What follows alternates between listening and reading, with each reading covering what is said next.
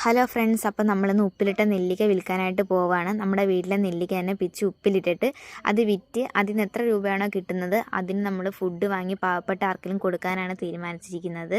അപ്പോൾ നമ്മളിനി അങ്ങോട്ടേക്ക് പോവുകയാണ്. കാരണം ഇത് എത്രമാത്രം സക്സസ് ആവുമെന്ന് അറിയില്ല, എന്നാലും നമ്മളിത് വിൽക്കാനായിട്ട് പോവുകയാണ്.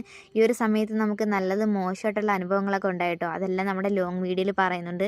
കാരണം നമ്മുടെ ഈ പ്രായത്തിലുള്ള കുട്ടികളായാലും ആരായാലും ഇതുപോലെ ഓരോ സാധനങ്ങൾ വിറ്റ് ജീവിക്കുന്നവരുണ്ട്.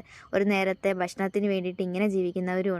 കാരണം എത്ര ദൂരം നടന്നിട്ടാണ് ഒരു സാധനമെങ്കിലും ആരെങ്കിലും ഒരാൾ വാങ്ങുന്നത്.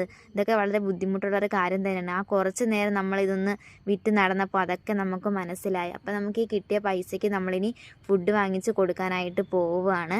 സത്യം പറഞ്ഞൊരു വല്ലാത്തൊരു അനുഭവമായിരുന്നു ഇത്. ഈ ഓരോ സാധനങ്ങളൊക്കെ വിറ്റ് നടക്കുന്നത് എത്രമാത്രം ബുദ്ധിമുട്ടിയാണ് അവർ ഇങ്ങനെയൊക്കെ ജീവിക്കുന്നത്. അപ്പോൾ ഇതിനെക്കുറിച്ചുള്ള ഫുൾ വീഡിയോ നമ്മളെ ചാനലിലുണ്ട്. അപ്പോൾ അതെല്ലാവരും പോയി കണ്ട് സബ്സ്ക്രൈബ് ചെയ്ത് സപ്പോർട്ട് ചെയ്യണം. അപ്പോൾ അടുത്ത വീഡിയോ കാണുന്നവരേക്കും ബൈ.